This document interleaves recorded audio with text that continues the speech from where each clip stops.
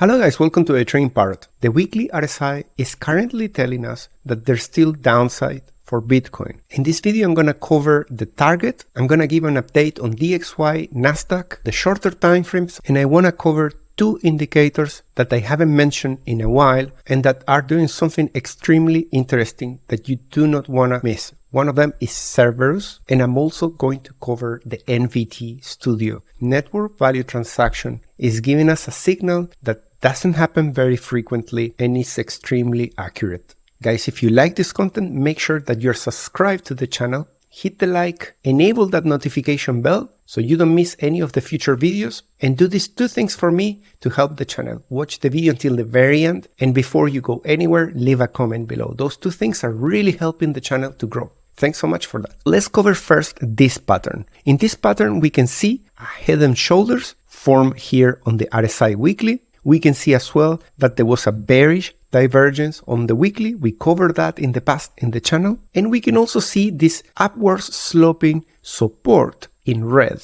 We can see that the price, after it lost the neck of the head and shoulders on the RSI, it went straight to the support. But something is currently happening. The RSI weekly is currently pointing down and below the support. If by Sunday we don't come back above this trend line, it's very high likely that the head and shoulders is going to reach the full target. The full target of the head and shoulders is measured by the height of the head. In this case, this line, if we move it around here, we can see that that reaches a level of RSI of 34. And what can we do with that 34? We can use reverse RSI. And if we input 34 here, we can see that that coincides with 21.4K. If we draw a horizontal line around there, we're going to see that that was resistance all these times. There were lows of weeks to the upside, resistance. There is resistance here, also here, support twice, 3 times, and then here.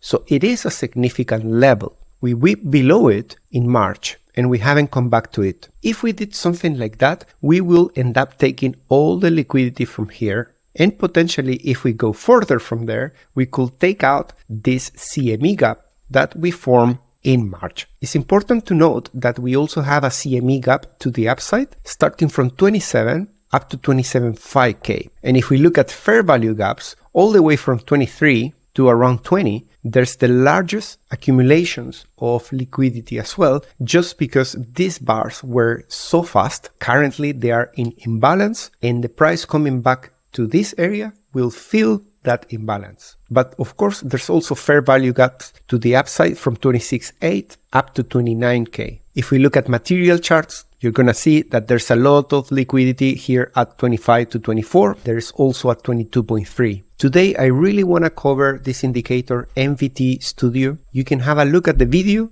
It's called How Can On-Chain Data Make You Reach 100% NVT? It's this one here. So this indicator, what it does, it uses the network value transaction of Bitcoin on-chain data to identify areas where the indicator is oversold or overbought. We can see that from June, the indicator has been bouncing on this trend line, but on 17th of August, that move was extreme enough to break this trend line in the network value transaction and come down there. This indicator has multiple signals, and if you click the settings, you can check Show NVT, in which case you can see the actual NVT indicator.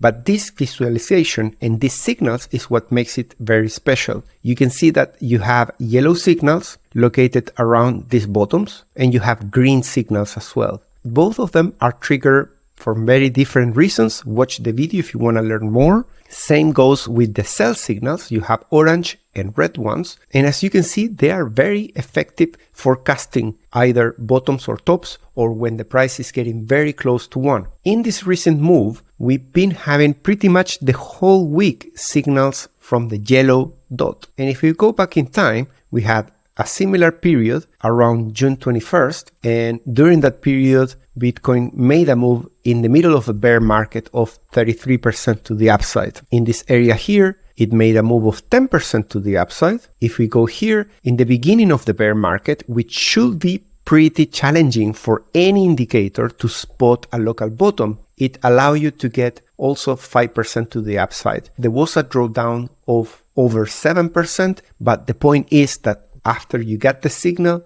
there was upside. After the first peak of the bull market, there was a signal here. You are in the bull market, so these are the best signals that you get from the yellow with over 90% move to the upside. And COVID is the best one in history, where literally it triggers in COVID and it gives you an upside of 1400%, which is ridiculous. I'm not saying that this signal will play out like that, and no signal can work all the time. But as you can see, the least performance we had from this signal in the beginning of the bear market, where there was a lot of bearishness, was a move of 5% to the upside. Then halfway through the bear market, 10%. And from there, you can only get higher. Drawdowns are very important. We saw a drawdown of 7%. Let's imagine we get a scenario like that and we do a 7% to the downside. That will take the price to 23.9. And then if we have something between 5%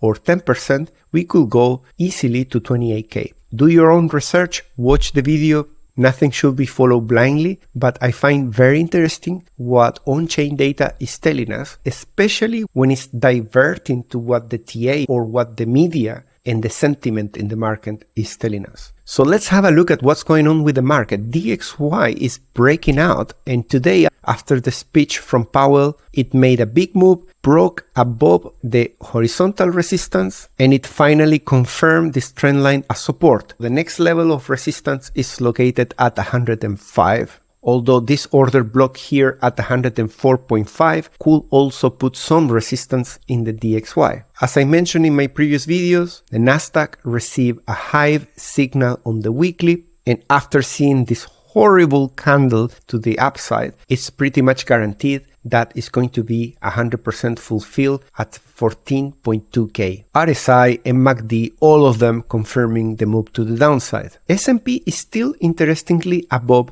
the support on RSI, but MACD is already forming a bearish crossover with a first red candle. I wouldn't be surprised that at least the RSI comes to this support while we still continue making another move to the downside. For the short term on Bitcoin, what I'm seeing is this formation here on the RSI where we broke above it and we are in the process of retesting as support. If we focus on the price on the 4-hour support, we can see that this is confirming what RSI 4-hour was telling us, which is price is finding support still around these levels. That could change in a few seconds if we lose the 25.8. Once you lose 25.8, I will expect the RSI to come within this forbidden zone and then carry on to the downside. But on the other hand, if we can manage to hold these levels and continue a channel to the upside, that could be the precise scenario that we need to be able to grab that liquidity on the upside. I really want to show you the most recent performance of breaking point, which is one of my free indicators. You can see here we have a sell around 29.7, which gave an opportunity of almost 15%. We have another sell around here with 3%, and we have a buy that gave almost 4% to the upside. Pretty good signal, followed by the VIX SPY that has also performed very well with some area of accumulation here and an exit opportunity of 3%. And as I promised, I'm gonna cover Cerberus. This indicator has a very high accuracy. It's built upon the use of stable coins and how they behave versus the rest of all the altcoin market. We cover this indicator so many times and I use it to drive the market because the patterns are constantly repeating. I'm gonna tell you my take on what's going on this. If you want to trade any of these setups, I would recommend that you do it with OKX. OKX is my favorite exchange by far. And currently I'm running this exclusive event where you can unlock up to 60,000 in rewards. For that, you're going to need a new OKX account. Make sure that you use the referral code Parrot. That's going to give you 20% discounts in all your fees. And then with that new account, use the link in the description, join the event. The more you deposit, the more you trade, the more rewards you can unlock. Cerberus is doing something very interesting, but at the same time, not very different from what it did in the previous cycle during the pre-halving year. Number one, we have this bottom formation here. and then we have a rally. If you compare this movement here, that is the beginning of the rally, then with multiple tops, multiple golden cells around this area. Then that is followed by a sell that goes into the buy area, followed by an initial push and then drop. I'm going to take a screenshot of this and I'm going to go to the bear market and we're going to look. First, we have this move here during the bottom, followed by multiple tops with a rally, and then you have a sell and then a hiccup here to the upside. If we now compare side by side, they are not looking very different. You have this movement there is the same. Then you have the initial rally, which is that. And then you have this sell with the buy signals, a push that doesn't reach the golden cell, just halfway through and then down. So pretty much the indicator is doing the same. So what's next? Well, after we have this sell, it didn't fully reach the bottom. It didn't give us another buy in this area. It went straight to a golden cell right before the COVID started. So in my opinion, we should be expecting maybe a little bit more downside here, but then immediately after we should go, in theory, to a golden cell. We need to be prepared for that because according to the past performance of this indicator, that is still not necessarily the push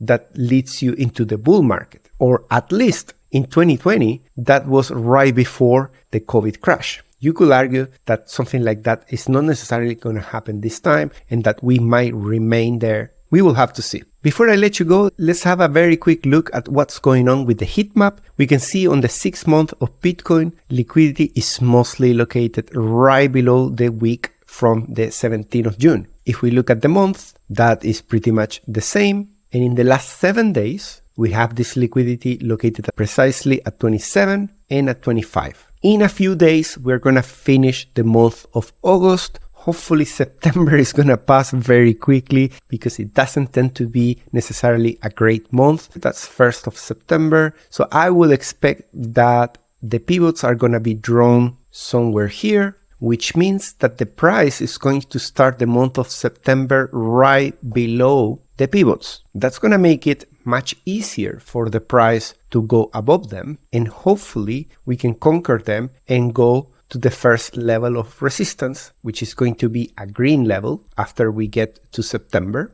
But if we find resistance here, obviously we're going to have to be keeping attention on what are the levels for September. And why do we care about these levels? Well, as you can see, this level was drawn in the beginning of August and we went to this level of support by the dollar. There's a huge significance in these levels, how they are calculated, and we have a long track record of how many times they are respected if you've been watching my videos. Alright guys, I hope you enjoyed this content. Thank you so much for watching the video until the very end. Do not forget to give me also a comment and a like. I'll see you on the next one. Take care. Bye bye.